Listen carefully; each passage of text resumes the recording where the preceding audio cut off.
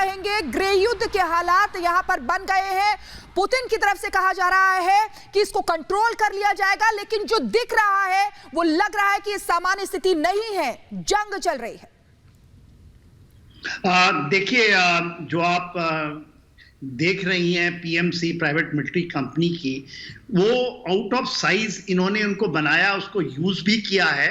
और वो जो ये कहा जाता है कि हाइब्रिड वॉर में एक बहुत बड़ा हिस्सा होगा प्राइवेट मिलिट्री कंपनीज का, तो वो कहीं डिफीट होता हुआ दिखाई दे रहा है टोटल। क्योंकि देखिए, प्रोजेक्ट को ऐसा नहीं कि ये कॉन्सेप्ट 2014 के बाद और खास करके सीरिया में बहुत यूज हुआ है। आप अफ्रीका में जाएंगी तो जितने भी डिस्टर्ब एरियाज हैं जहां पर उनके बड़े बड़े नेताओं को ये मुहैया कराते हैं सिक्योरिटी। सेंट्रल एशिया रिपब्लिक में इनका बहुत बड़ा ही है और पैसे की कमाई है, केवल पैसे से।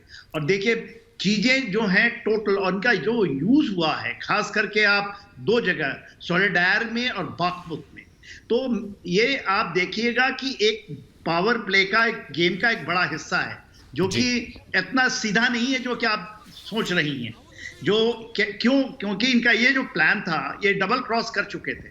बाखमुत में ये प्लान था कि जो मेन ऑफेंसिव जब लॉन्च होगा तो ये पूरे के पूरे बाखमुत शहर और सोलेडायर, जो कि उसके ऊपर में जेलेंस्की उस पर डिपेंड कर रहे थे, वो थ्रस्ट लाइन 20 से काट देगी पूरे डनबास को। तो उसमें लास्ट मिनट में बिफोर ऑफेंसिव इनको वहां से निकाल दिया गया और वहां पर रशियन फोर्सेस आ गई हैं। तो एक मेजर उन्होंने अवर्ट किया है। मगर पुतिन भी गेम खेल रहे हैं। ये नहीं है कि अब सिंपल आप देख रही हैं कि क्योंकि ये 25,000 लोग हैं, मगर इनको बिल्कुल किनारा करना आसान नहीं है। सर मैं आपके पास लौटूंगा, मैं लौटूंगा। इस बीच हमारे साथ आंचल मल्होत्रा जी, एक्स डिप्लोमेट हैं, जरा उनके नजरिए से समझना भी जरूरी है। आंचल जी, बहुत बहुत स्वागत है रिपब्लिक भारत पर। दोबारा उनके पास जाएंगे। इस बीच एक बड़ी खबर आ रही है।